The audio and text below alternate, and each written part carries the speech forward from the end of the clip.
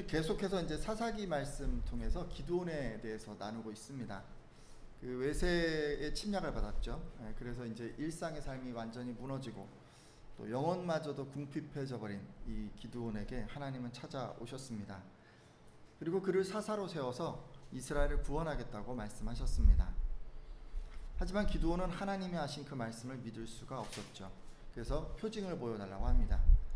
이에 하나님께서는 기드온이 가져온 예물을 불로 태우심으로 표징을 보여주셨습니다. 이렇게 기적을 통해서 기드온은 하나님을 체험하고 또 믿음을 갖게 됐고 하나님이 주시는 평안을 체험하게 되었습니다. 여러분, 이처럼 하나님은요 가장 먼저 한 사람을 회복시키시는 것 같습니다. 그리고 이것으로 끝나는 것이 아니라 그 사람을 통해서 그의 주변 사람들을 회복시켜 나가십니다. 그러니까 한 사람이 회복되면 그 사람을 통해서 주변 사람들도 회복된다는 그런 말씀입니다. 이 말씀에 아멘이십니까? 예, 이 시간 함께 나눌 말씀에는 그 기드온을 통해서 회복을 경험하는 한 사람의 얘기가 나옵니다. 다만 기드온의 회복과 그의 주변 사람의 회복에 차이가 있다면, 기드온의 회복은 그랬잖아요. 하나님의 어떤 전적인 은혜, 하나님이 찾아오시고 뭐 다 이제 이끌어 주시고 뭐 이렇게 해서 그에게 회복이 임했지만, 주변 사람들의 회복은 그렇게 임하지 않는다는 것입니다. 주변 사람들의 회복은 이 기드온의 그 말씀에 대한 전적인 순종을 통해서 이루어지게 됩니다. 자, 그러면 하나님께서는 주변 사람들을 회복시키기 위해서 기드온에게 무엇을 하라고 명령하셨을까요? 그리고 기드온은 이런 하나님의 명령에 대해서 어떻게 반응했을까요? 이 말씀을 통해서 하나님의 은혜로 회복을 경험한 사람은 그 후에 주변 사람의 회복을 위해서 무엇을 해야 하는지, 그리고 여러분이 어떻게 해야 그들도 회복되는지 지혜를 얻는 시간 되시기를 바랍니다. 자, 그러면요, 하나님께서는 기드온의 그 주변 사람들을 회복시키기 위해서 뭘 하라고 말씀하셨을까요? 함께 말씀을 보도록 할 텐데요. 사사기 6장 25절에서 26절 말씀입니다. 같이 한번 읽어주시겠어요? 그날 밤에 시작. 그날 밤에 여호와께서 기드온에게 이르시되 내 아버지에게 있는 숫소 곧 7년 된 둘째 숫소를 끌어오고 내 아버지에게 있는 바알의 제단을 헐며 그 곁에 아세라상을 찍고 또 이 산성 꼭대기에 내 하나님 여호와를 위하여 규례대로 한 제단을 쌓고 그 둘째 숫소를 잡아 내가 찍은 아세라 나무로 번제를 드릴지니라 하시니라. 아멘. 하나님 지금 뭐라고 명령을 하셨습니까? 하나님은 기드온에게 그의 아버지 소유의 그 바알 제단을 헐고 그 곁에 있는 아세라 목상을 찍으라고 하십니다. 그리고 그의 아버지 집에 있는 7년 된 두 번째 숫소를 끌어다가 그들이 머무는 산성, 그 산성의 가장 잘 보이는 높은 곳에 하나님을 위한 제단을 쌓고 아세라 목상을 찍을 때 나온 그 나무 조각들을 이용해서 수소를 잡아 준비한 제물을 불에 태워서 그렇게 제사를 드리라고 말씀하셨습니다. 그러니까 이스라엘을 회복시키기 위해서 선택된 그 사사로서 먼저 이스라엘 사람들을 하나님으로부터 멀리 떨어지게 한 그 악이 뭐였죠? 우상 숭배였잖아요. 그 우상을 먼저 제거하라는 그런 명령을 들은 것입니다. 우리는 이것을 통해서 한 가지 교훈을 얻을 수가 있는데요. 하나님으로부터 우리가 이제 징계를 받고 있어요. 근데 이것으로부터 우리가 회복하기를 원한다면 가장 먼저 징계의 원인이 되는 악을 제거해야 한다는 사실입니다. 만일 지금 징계를 받는 어떤 성도가 있는데 그 성도가 계속해서 악을 떠나지 않으며 그 악을 제거하지 않으면 하나님께서는 그 징계를 결코 거두시지 않습니다. 어떤 회복도 기대할 수 없는 것입니다. 최근 북한이 그런 얘기를 좀 했었죠. 국제사회로부터 이제 경제 제재를 풀어보고 싶어서 단계적으로, 그러니까 1단계, 2단계, 3단계 이렇게 이제 핵 개발을 포기하겠다고 그렇게 얘기를 했습니다. 그러니까 제재의 원인이 되는 핵을 어느 정도 계속 보유하고 있는 상태에서 경제 제재가 완화됨에 따라서 점진적으로 핵 개발을 줄여가다가 결국 포기하겠다고 이야기를 한 것입니다. 물론 정치적으로 보면 그것도 하나의 방법일 수 있습니다. 하지만 하나님께서 성도의 죄로 인해서 내리는 이런 징계, 이런 것은 좀 다릅니다. 먼저 악의 근원이 완전히 없어져야만 그때부터 하나님으로부터 회복이 시작됩니다. 그러기에 오늘 하나님께서는 가장 먼저 기드온에게 우상을 제거하라고 하신 것입니다. 자, 그리고요, 여러분, 우상을 제거하는 것으로만 끝나면 안 되고 이제 그 우상을 제거하면서 관계를 회복해야 해요. 사사기 6장 26절 하반절 말씀을 보면 그 둘째 숫소를 잡아 이렇게 얘기를 했어요. 숫소를 잡아. 여러분, 그 하나님께서 그 아세라 목상 찍은 나무, 아세라 나무라고 표현되어 있지만 그 나무로 집에서 끌고 온, 그 아버지 집에서 끌고 온 숫소를 잡아서 제물로 제사를 드리라고 말씀을 하셨습니다. 자, 그럼 여러분, 지금요, 숫소를 잡아서 드리는 제사는 어떤 제사일까요? 여러분, 레위기 9장을 참조해 보면 대제사장인 아론은 자기를 위하여 속죄제와 번제를 드린 후에 백성들을 위해서도 속죄제와 번제와 소제를 드립니다. 그리고 맨 마지막에 백성들을 위해서 숫소를 잡아서 화목제를 드립니다. 이것에는 일정한 어떤 순서가 있는 것 같아요. 그러니까 화목제사는 모든 것을 다 실행한 후에 자기 죄를 씻는 그 제사들을 다 드린 후에 하나님과 사람 사이의 화목한 관계를 위해서 드리는 마지막 제사였습니다. 근데 여러분, 하나님께서요, 그 마지막 제사에 해당하는 화목 제사를 드리라고 말씀하신 거예요. 여러분, 그거 한번 생각해 보세요. 속죄제를 드리고 또 번제를 통해서 우리 죄를 그렇게 씻어야 그 다음에 하나님과의 그 관계가 화목하게 되는 것 아니겠습니까? 근데 지금 앞에 단계가 빠져 있어요. 지금 아직까지도 이스라엘은 우상을 섬기고 있습니다. 그들은 속죄제와 번제제를 드리지 않았어요. 근데 하나님께서는 그럼에도 불구하고 화목제사를 드리라고 말씀하신 거예요. 그리고 그 제사를 직접 받아 주신 거예요. 그럼 이게 도대체 무엇을 의미한다는 말입니까? 여러분, 이게 뭘 의미한다고 생각하세요? 하나님께서요, 지금 화목제물을 받아 주신 것은 이미 하나님께서 용서하시겠다고 선언하신 것에 해당합니다. 그러니까 아직 사람들이 죄에서 돌이키지 않았어요. 그런데 먼저 용서하신 거예요. 이제 이스라엘은 돌아오기만 하면 되는 거예요. 돌아와서 자신의 죄를 돌이키기만 하면 되는 거예요. 이렇게 하나님께서 화목제물을 미리 받아주신 것은 화목을 위한 모든 준비는 하나님께서 다 하셨으니 이제 이스라엘은 돌아오기만 하면 된다라는 그런 의미입니다. 네, 여러분, 어찌 이게요, 기드온이 살던 구약시대에만 가능한 그런 일이겠습니까? 돌아보면요, 오늘날을 사는 우리도 이와 동일한 은혜 가운데서 살고 있습니다. 하나님께서는 이미 예수 그리스도를 십자가에 죽게 하심으로 화목제물을 받으셨습니다. 그분은 저와 여러분의 죄를 용서하기로 작정하셨습니다. 화목하기로 작정하신 거예요. 그분의 이런 마음은 그때나 지금이나 변함이 없습니다. 화목한 관계를 위해서 그분이 해야 할 것을 다 하시고 지금 저와 여러분을 기다리고 계십니다. 그냥 우리들은요, 그저 죄에서 돌이키기만 하면 되는 거예요. 이사야서 55장 7절을 보면 악인은 그의 길을, 불의한 자는 그의 생각을 버리고 여호와께로 돌아오라. 그리하면 그가 긍휼히 여기시리라. 우리 하나님께로 돌아오라. 그가 너그럽게 용서하시리라 라는 그런 말씀이 있는데, 여러분, 이 말씀처럼요, 우리가 악하고 불의할지라도 마음에 또 생각에 품었던 그 악한 것들을 다 버리고 그리고 하나님께로 돌아가기만 하면 하나님께서는 긍휼히 여기시고 용서해 주시는 그런 분이십니다. 오늘 함께한 예배자들은 한 분도 빠짐없이 이런 하나님의 마음을 헤아리시고 주시는 은혜를 누리시기를 예수님의 이름으로 축원합니다. 자, 그리고 한 가지 더 생각해 볼 게 있어요. 하나님께서는 지금 누구의 제물로 화목제사를 받으셨죠? 기드온의 제물이었나요? 잠시 말씀을 통해서 확인해 보도록 하겠습니다. 사사기 6장 25절 상반절인데요. 그날 밤에 여호와께서 기드온에게 이르시되 내 아버지에게 있는 숫소. 여러분, 누구의 숫소예요? 아버지의 숫소예요.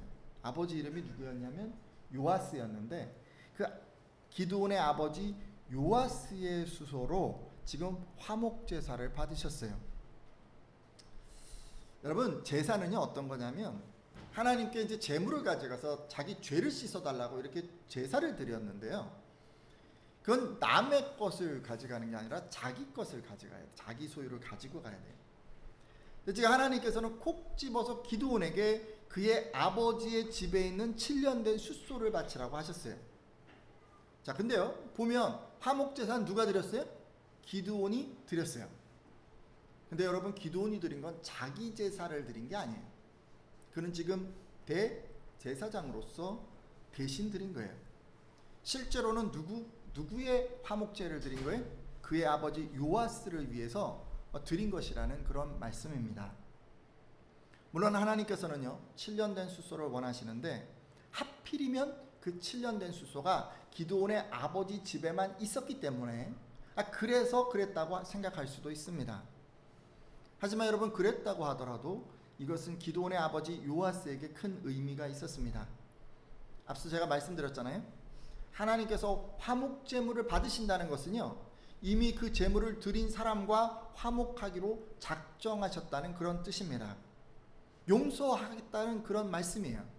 그러니까 하나님께서 요아스에게 지금 뭐라고 얘기한 거하고 똑같으냐면요, 내가 너와 지금 화목하기를 원하니 너는 이제 내게로 돌아오라, 나아오라 라는 그런 개인적인 어떤 초대장을 보낸 것하고 지금 똑같다는 그런 말씀입니다. 여러분, 기드온으로부터 자초지종을 다 전해 듣고 그의 아버지 요아스는 이런 의미를 알게 되었을 것입니다. 자, 그러면 여러분, 아버지를 회복하기 위해서 대신 화목제사를 드렸어요. 그죠? 이런 기드온의 행동은요 이 시대를 사는 우리들에게는 무엇을 의미할까요? 다른 사람을 위해서 대신 뭐 이렇게 제사 드린 거잖아요. 그죠? 기독교 방송 듣다 보니까요 어떤 성도님이 아직 하나님을 모르는 자기 자녀 이름으로 선교헌금 드리는 걸 봤습니다. 지금 이것에 뭐 어떤 효과가 있다 없다, 뭐 성경적이다 아니다 이런 것을 논하기보다는요, 저는 이 성도님의 행동이 자기 자녀를 위해서 하나님께 간절한 마음을 담아서 기도를 올려드린 것에 해당한다라고 생각을 합니다. 또 어떤 분은요 기도회 때마다 그런 분이 있어요. 자녀가 좋아하는 그 인형을 꼭 가지고 오는 거예요. 그리고 기도하시는 거예요. 그 철야 예배 때마다. 아마도 그 인형이 옆에 딱 이렇게 차지하고 있는 그 자리를 자기 자녀가 앉아서 예배할 그날을 고대하면서 이렇게 하신다고 생각을 합니다. 어떤 것이나 사랑하는 누군가를 위해서 마음을 다해서 신앙적인 행동을 한다는 면에서는요 기드온이 드린 이 화목제사하고 유사하다고 생각할 수도 있습니다. 하지만 여러분의 그 주변 사람들, 그러니까 여러분 부모님이나 남편이나 아내나 자녀나 친척이나 친구나 직장 동료나 뭐 이런 사람들을 위해서 여러분 이미 2000여 년 전에요 예수 그리스도가 십자가의 죽으심으로 화목제사가 드려졌기 때문에 더 이상 여러분이 해야 할 것은 없습니다. 다만 여러분, 그분을 위해서 중보 기도를 하는 것 외에는 여러분 만약에 굳이 여러분이 더 해야 할 것이 있다면 이런 것입니다. 2000년 전에 이미 화목제사가 다 드려졌어요. 예수 그리스도를 통해서. 근데 그것이 지금 그분을 위한 것이라고 하는 것을 전해 주셔야만 합니다. 그분은 몰라요. 그분은 전해줘야 돼요. 하나님께서 그분과의 화목한 관계를 위해서 예수 그리스도를 죽게 했으니 이제 그것을 믿고 죄에서 돌이키기만 하면 구원을 받고 하나님과의 관계가 회복될 수 있다라고 말씀해 주셔야 한다는 말씀입니다. 여러분이 이렇게요 그렇게 알려주시는 여러분의 행동이 바로 기드온처럼 하나님의 명령에 따라 아버지의 숫소를 가져와서 화목제사를 대신 드리고 그것을 아버지에게 알려드리는 그런 행동에 해당하는 것입니다. 자, 그러면요 악을 제하고 아버지의 숫소로 제사를 드리라는 이런 하나님의 명령에 기드온은 어떻게 했을까요? 사사기 6장 27절 말씀인데요 같이 한번 읽어보겠습니다. 이에 기드온이 시작. 이에 기드온이 종 10사람을 데리고 여호와께서 그에게 말씀하신 대로 행하되 그의 아버지의 가문과 그 성읍 사람들을 두려워하므로 이를 감히 낮에 행하지 못하고 밤에 행하니라. 아멘. 기드온이 종 몇 사람을 데리고 갔어요? 10사람을 데리고 갔어요. 그죠? 그러니까 하나님의 말씀에 순종해서 우상을 무너뜨렸습니다. 돕는 사람이 10사람이나 필요했던 건 아마 그 우상이 엄청난 규모였던 것 같아요. 쉽지가 않았던 것 같죠, 혼자서는. 그래서 무너뜨리는 게 이게 감당하기가 쉽지가 않으니까 여러 사람을 이렇게 데리고 간 것으로 보입니다. 근데 특이한 것은 이게 하기는 했는데, 그죠? 낮에 한 게 아니라 밤에 한 거예요. 말씀을 보면 기드온은 아버지와 친척들과 그 성읍 사람들을 두려워했기 때문에 낮에 행하지 못하고 밤에 이 일을 행했습니다. 당시에는 여러분 그랬어요. 우상이 이렇게 있는데 우상을 우리들이 생각하는 것보다 훨씬 더 경외함으로 섬겼어요. 그러니까 살아있는 신을 하고 믿고 섬겼습니다. 근데 그런 사회적 분위기 속에서요, 갑자기 가가지고 뭐 우상한테 어떻게 근처 가가지고 이렇게 해코지하는 게 쉽지가 않았어요. 거기다가 우상을 뭐 찍어서 뭐 불을 사르고 이런 거는 사실 상상하기도 힘든 일이었습니다. 거기다 이걸 하려면 죽기를 각오해야 하는 일이었죠. 여러분 그것을 잘 알고 있는 기드온이요, 두려워했던 것 같아요. 두려웠어요. 이 일을 행하는 게 목숨 걸고 해야 되는 거예요. 자기는 모든 것을 다 잃을 수도 있었던 거예요. 근데 기드온이 한 가지 특별한 게 있는데, 여러분 기드온은 아버지, 친척들, 주변 사람들이 두려웠지만 하나님의 말씀에 그대로 순종했다는 것입니다. 이게 기드온이 다른 사람들과 차이점이에요. 이게 기드온이 정말 대단하다라고 생각되는 그런 부분이에요. 오늘 함께한 예배자들도 기드온처럼 두려울 수 있어요. 그래도 여러분 순종하는 여러분 되시기를 부탁드립니다. 기드온처럼 하려면 여러분 우리 뭘 해야 되냐면 마음에 딱 다잡아야 돼요. 그러니까 내가 어떤 희생을 할 수도 있는데 희생을 각오하고 그리고 해야 이걸 이제 할 수 있는 거예요. 때로는 물질적인 희생, 때로는 시간적인 희생, 때로는 주변 사람들과의 관계가 희생될 수도 있는데, 심지어 자기의 어떤 목숨, 생명 이런 것들을 희생할 수도 있는데, 이런 각오를 우리가 해야만 말씀에 순종할 수 있다는 그런 말씀입니다. 성경 보아도 그렇지 않습니까? 다윗은 하나님의 말씀대로 행하기 위해서 자신을 쫓아오고 있는 그 사울을 죽일 수 있는 기회가 세 번이나 있었음에도 그를 죽이지 않습니다. 그리고 계속해서 그 위협을 감수해야만 했어요. 다니엘과 그의 세 친구도 마찬가지 아닙니까? 이들은 하나님의 말씀에 순종하기 위해서 극렬한 풀무불과 사자굴에 던져지는 그런 위험을 감수해야 했습니다. 다윗도, 다니엘도, 그의 세 친구도 다 두려웠어요. 똑같아요. 우리하고 똑같아요. 근데 그럼에도 불구하고 그들은 희생을 각오했기 때문에 죽으면 죽으리라 라고 생각했기 때문에 말씀에 순종할 수 있었던 것입니다. 여러분 그런 것 같아요. 신앙생활 하면서 우리가 이제 마음 가운데 이런 생각이 꼭 있어야 하는 것 같아요.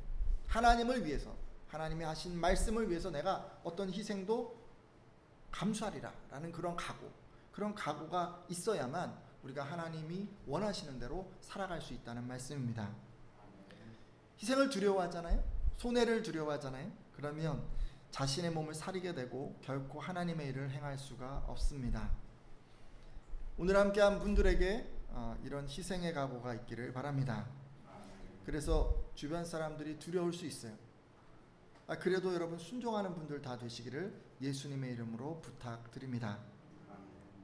자, 여러분 이렇게요, 기드온이 낮에 못하고 밤에 이제 한 거예요. 우상을 어쨌든 다 깨뜨렸어요. 그러고 나서 이제 그 다음날 아침이 되지 않았겠습니까? 동네 사람들이 아침 일찍 가서 보니까 이제 난리가 난 거예요. 그들 산성에 있던 그 바알 제단 다 때려 부셔갖고 뭐 이거 신상 깨지고 뭐 무너져 있고, 목상은 다 쪼개져서 어디 있는지도 모르겠고, 그 곁에 뭐 새로 쌓은 제단이 하나 이렇게 있는데 보니까 그 위에 숫소 한 마리가 다 이렇게 제물로 태워져 있고, 완전 아수라장인 거예요. 이게 사람들은 경악했습니다. 도대체 누가 이런 일을 행한 것이지? 누가 우리의 풍요와 다산의 신을 파괴한 것이지? 그들은 분노했고, 그리고 누가 이런 일을 행한 것인가 수소문 끝에 그 요아스의 아들 기드온이 이 일을 행했다는 것을 알아내게 됩니다. 그래서 동네 사람들이 다 기드온의 아버지 요아스를 찾아온 거예요. 내 아들을 끌어내라! 죽여버리겠다. 그놈이 바알의 제단을 헐고 그 곁에 있는 아세라 여신상을 찍어버렸다라고 그렇게 이야기를 합니다. 자, 이런 위기 상황에서 기드온의 아버지 요아스는 어떻게 했을까요? 바알과 아세라 신상을 무너뜨린 이 기드온, 이 사람들에게 내주었을까요? 사사기 6장 31절 말씀인데 제가 읽겠습니다. 요아스가 자기를 둘러선 모든 자에게 이르되 너희가 바알을 위하여 다투느냐? 너희가 바알을 구원하겠느냐? 그를 위하여 다투는 자는 아침까지 죽임을 당하리라. 바알이 과연 신일진데 그의 제단을 파괴하였은즉 그가 자신을 위해 다툴 것이니라 하니라. 아멘. 여러분 분위기가 어때요? 지금 요아스가 내놓았어요? 아니에요. 그렇지 않아요. 요아스는 자기 아들 기드온을 사람들에게 내놓지 않았습니다. 그리고 되려 뭐라고 얘기했어요? 그들에게 당신이 바알들을 위해서 싸우겠습니까? 당신들이 바알을 구원할 수 있다고 생각하십니까? 라고 이렇게 이야기를 하면서 여러분 중에 누구든지 바알을 위해서 지금 기드온과 싸우겠다고 하는 사람은 내일 아침까지 죽임을 당할 것입니다 라고 그렇게 이야기를 합니다. 누가 죽이겠다는 건지 모르겠어요. 자기가 나서서 죽이겠다는 건지 아니면 뭐 하나님이 죽이신다는 얘기인지 사실 정확하진 않은데 이렇게 얘기를 한 거예요. 정말 놀랍지 않습니까? 사실 평소대로라면 요아스는요 자신의 아들 기드온을 호되게 야단치고 동네 사람들의 손에 벌을 받도록 내주는 게 맞았어요. 그랬을 거예요. 근데 그렇게 하지 않은 거예요. 도리어 지금 아들 기드온의 역성을 들고 있습니다. 아니 도대체 어떤 일이 있었기 때문에 기드온의 아버지가 이렇게 변했을까요? 불과 그 전날까지만 해도요 그는 열성적으로 바알과 아세라를 섬기는 사람이었는데 하루아침 사이에 이렇게 아들 기드온의 편을 들면서 바알을 위해 싸우는 사람, 즉 바알을 위해서 기드온에게 맞서는 사람은 내일 아침까지 죽게 될 것이라고 하는 무시무시한 저주까지 하다니 말입니다. 도대체 이런 신앙 고백은 어디서 나왔을까요? 여러분 그동안 철저하게 이 바알과 아세라를 신봉했던 요아스가 하루아침에 이렇게 하나님 편에 선 것은 단순히 사랑하는 아들에 대한 눈먼 부성애 때문은 아닌 것 같습니다. 오히려 사람들이 그를 찾아오기 전에 기드온으로부터 그 전날 있었던 그 자세한 이야기를 들었기 때문이라고 생각됩니다. 요아스는 아들 기드온으로부터 하나님께서 그의 아들을 사사로 세우시고 이스라엘을 구원하려 하신다는 것을 들었습니다. 그리고 무엇보다 하나님께서 그의 7년 된 숫소를 화목제물로 받으셨다는 것을 알게 되었습니다. 그래서 이것으로 인해서 그가 마음을 돌이킨 것으로 보입니다.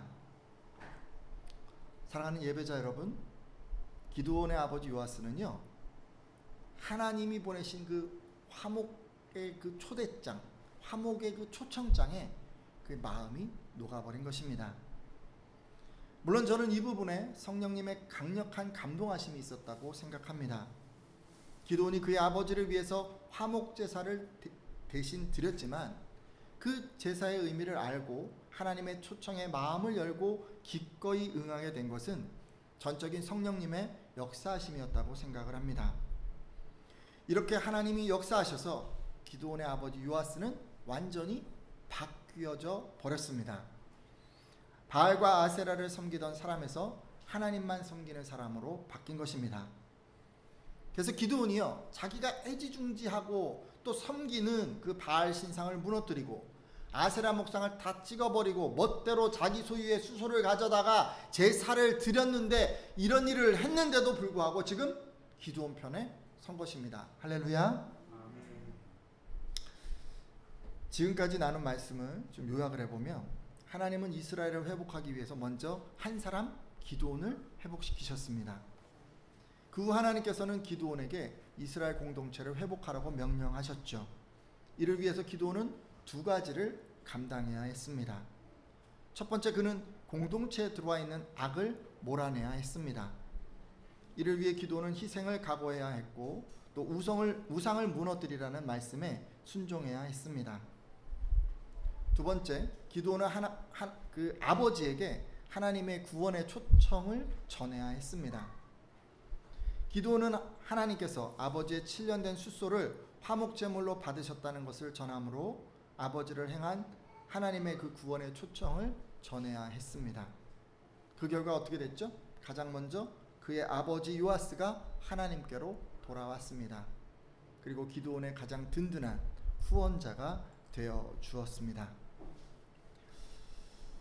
저는 여러분의 가정도, 여러분의 주변 분들도 기드온의 그 가정처럼 그렇게 됐으면 좋겠습니다. 그렇게 회복되셔서 든든한 후원자들이 하나씩 둘씩 다 일어났으면 좋겠습니다. 이를 위해서 여러분들도 두 가지를 하세요. 주변 사람의 악을 몰아내십시오. 가족 안에, 혹시 공동체 안에 여러분과 함께하는 사람들 안에 악이 들어와 있다면 여러분 그것부터 몰아내 주십시오. 이것은 때로 기드온의 가정처럼 우상 숭배일 수 있습니다. 그렇다면 여러분 우상을 몰아내야 합니다. 그렇다고 갑자기 우상을 탁 그냥 갖다 팍 내다 내치거나 몰래 뭐 가서 막 때려 부시거나 막 이러라는 얘기가 지금 아닙니다. 괜히 그런 식으로 하시면요 분란만 생기니까 오늘 뭐 이게 성경적이다 생각하고 기드온처럼 나도 해야지 이렇게 너무 하지 마세요. 그건 좀 특별한 경우고 여러분은 그렇게 하기보다는요 지금 이렇게 우상을 섬기면 하나님의 징계가 임하게 된다고, 그것을 버려야 복을 누리고 지금 당면한 문제들이 해결된다고 여러분 말씀에 근거해서 확신을 가지고 이렇게 적극적으로 설득하시라는 말씀입니다. 여러분 사실 근데 유형의 그 우상, 뭐 다른 뭐 종교 이렇게 섬기는 분 외에는요 이런 분들은 사실 잘 없어요. 대부분의 분들은 무형의 우상을 많이 섬기시는 것 같습니다. 무형의 우상이라 하면 자신을 행복하게 만들어준다고 믿는 어떤 것입니다. 예를 들면 주변 사람들이 섬기는 우상은 때로 재물이 될 수도 있고 성공이 될 수도 있고 사람들의 어떤 인정받는 것이 될 수도 있고 뭔가 자리에 오르는 것이 될 수도 있고 공부를 많이 하는 것일 수도 있고 뭐 여러 가지가 있을 수 있어요. 사람들은 내가 그것만 했으면, 내가 그걸 한다면 나는 행복할 거라고 생각을 합니다. 정말 그럴까요? 이것들은 다 그 사람에게 무형의 우상입니다. 그런 우상들을 섬기는 분들이 있어요. 그것이 나를 행복하게 할 것이라고 생각하고 아쉬워하고 애타게 생각하고 계속해서 그걸 추구하는 그런 분들이 있어요. 여러분 그런 분들에게 좀 그게 아니라고 설득해 주십시오. 그런 것이 없다 할지라도 하나님만 있으면 행복하다라고 말씀해 주십시오. 그리고 혹여 모든 것을 다 가진다 해도 하나님이 없다면 아무것도 아니라는 것을 말씀해 주십시오. 그리고 여러분 이렇게 전해주는 것뿐만이 아니라 성령께서 그분의 마음을 주장해 주셔서 요아스의 아버지처럼 그 진리를 받아들일 수 있도록 해달라고 기도해 주십시오. 여러분 이런 우상들이 아니라면 여러분의 주변 사람은 하나님께서 원치 않는 어떤 죄를 지었을 수도 있습니다. 하나님을 대적하는 죄를 지었을 수도 있고 말씀에 비추어 불의한 죄를 지었을 수도 있습니다. 그렇다면 여러분 그 죄에서 속히 돌이키라고, 이제는 하나님께로 돌아가라고 그렇게 말씀해 주십시오. 제가 여러 가지 것들을 말씀드렸어요. 악에서 돌이키는 것들 여러 가지 있잖아요. 그죠? 근데 여러분 이런 걸 여러분 하려고 하면 여러분 좀 힘드실 수 있어요. 두려울 수 있어요. 주변 사람들의 시선이 따갑고 그런 것들이 두렵게 느껴질 수 있어요. 그렇더라도 여러분 희생을 각오하신다면, 그리고 하나님이 주시는 지혜를 구하신다면 이것을 넉넉히 진행하실 수 있으리라 생각합니다. 믿음으로 악을 제하십시오. 그리고 여러분 초청의 메시지를 전해주셔야 합니다. 하나님께서는 이미 2000여 년 전에 예수 그리스도를 화목제물로 삼으셨습니다. 바로 여러분 주변에 있는 그 사람, 그 한 사람, 어떤 가족, 친구, 바로 그 사람들과 하나님 화목하기를 원하셨기 때문에 먼저 이렇게 초청장을 보내신 거예요. 손을 내미신 거예요. 그러게 이제 그 사실을 믿고 죄에서 돌이키기만 하면 구원을 얻을 수 있다는 것을 알려주십시오. 지금 하나님이 주신 그 징계들이, 삶의 문제들이 다 해결될 수 있다라고 하는 것을 알려주십시오. 그리고 아울러 성령께서 그분의 마음에 감동함을 달라고, 역사해 달라고 그렇게 기도해 주십시오. 이렇게 기도하는 분들마다 주변 분들이 다 구원을 얻게 될 줄로 믿습니다. 그리고 그분들이 지금 부딪히고 있는 문제, 하나님의 징계, 그런 모든 것들이 눈 녹듯 다 해결될 줄로 믿습니다. 우리 함께 이 여러 가지 것들을 놓고 기도하도록 하겠습니다.